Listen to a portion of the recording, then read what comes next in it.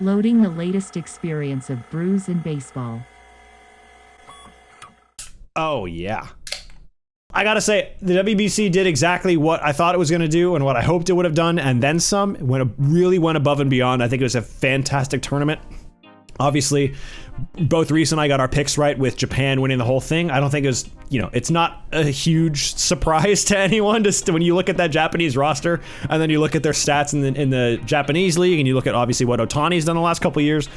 Not a real surprise to see that result, but still really welcome to see the tournament that we did, the kind of big surprises and storylines and whatnot. Obviously, Ohtani winning MVP of the whole tournament, no surprise there. Venezuela, I think I highlighted them as a really exciting team to watch. The run that Mexico went on, we obviously can't talk about a big tournament or a big stage without talking about Randy Arozarena. He was all over the place. Joey Meneses continues to rake wherever he goes. All around, a fantastic tournament. I was a big fan. I'm glad we got to see as much as we did of a lot of different guys. So just could not be more thrilled with what we got from a WBC perspective. There is one team that doesn't have a lot of ifs to it. Kind of a lot of pieces that are set for, quite a long while. Some might say below their market value.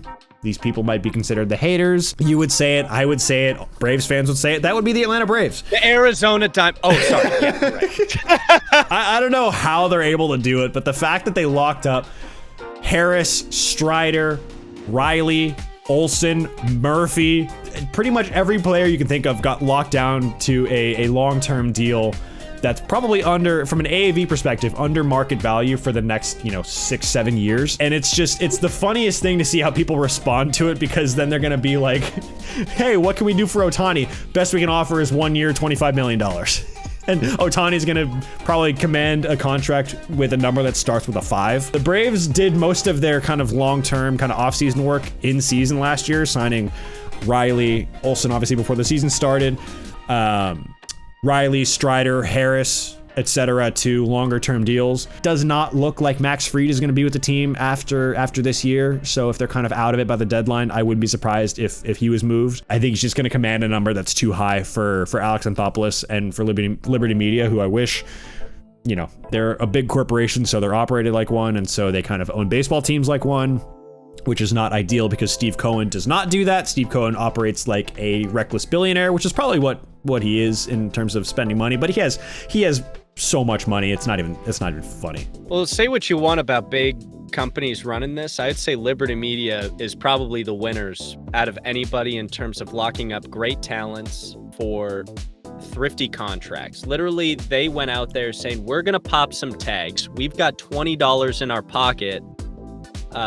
Thrift shop, Macklemore, because, Seattle. Hey, Macklemore, can we go thrift shopping? What? Yeah, my notes on this. Yeah, just let Owen take this one. I am so glad that you guys picked up Sean Murphy. I wanted him to be free of the green hell that is Oakland. I'm so glad that he will. And also, I think he's going to be a great contributor to Atlanta. I want them to make a deep run. Obviously, other than the Mariners and the Dodgers, I'd want them to win the World Series if those previous two teams are not involved in it. My last note for the Braves is just please don't mess this up. You guys got pretty much all the pieces, maybe a little bit more pitching, but even then, you've got Strider, you've already got great pieces going for you. You might not be as stacked as, say, somebody like Philly or Mets, the ones that really drove out the dollars. But if they need to make a signing, say in the midseason, based off of the thrifty contracts, they are in more of a position to do it than Philly or perhaps Steve Cohen if he didn't take his meds that day. And I'm not saying that he's a bad person. I was more in saying that, if he is out of his mind and pays $100 million for Clayton Kershaw or something like that, The Dodgers in 2023 are the kings of one-year deals for one reason and one reason only. That reason is Shohei Ohtani's impending free agency. They have not signed a single player on that team to a long-term deal other than Mookie Betts, who's already on a long-term deal. They have not signed a single player on their team to a long-term deal because in 2023, or the end of 2023 season, 2024 offseason, they are going heavy after Shohei Ohtani. They're going to build their franchise around Ohtani for the next 7 to 10 years. And they're going to go after Ohtani with a deal that nobody's going to be able to match because they have the flexibility to do so.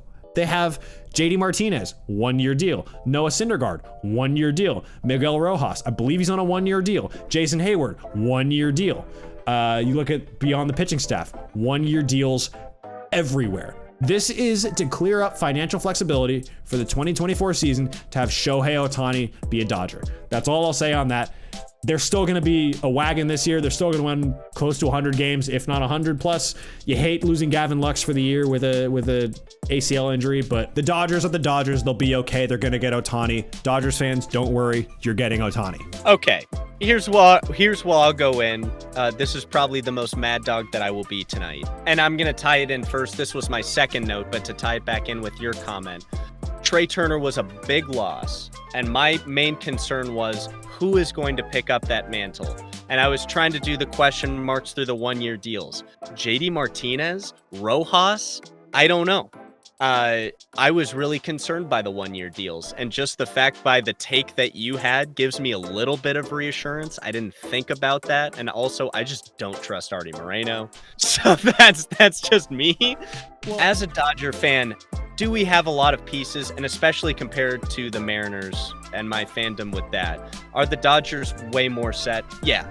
Here's my take on this, and I think you might be able to sympathize with me a little bit on this. This is not a disparaging of the man personally. I think Dave Roberts has got to go. I'm not a fan of his managerial style. You have so many pieces. I don't want him to turn into a Kevin Cash where he takes out Blake Snell after 72 pitches.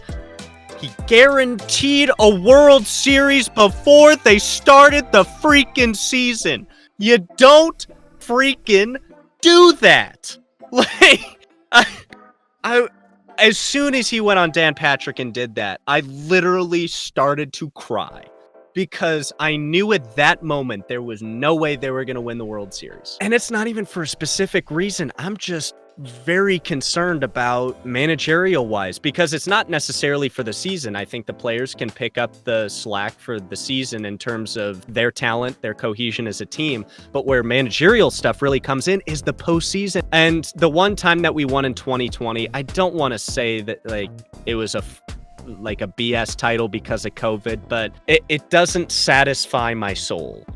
I think we need to win another one, especially with how the Dodgers organization and how well they're run, the type of capital that they got, I think rivals the Yankees in a lot of ways and the Mets with maybe a little bit of a little bit less of recklessness. I just want to see somebody else at the helm and see what happens.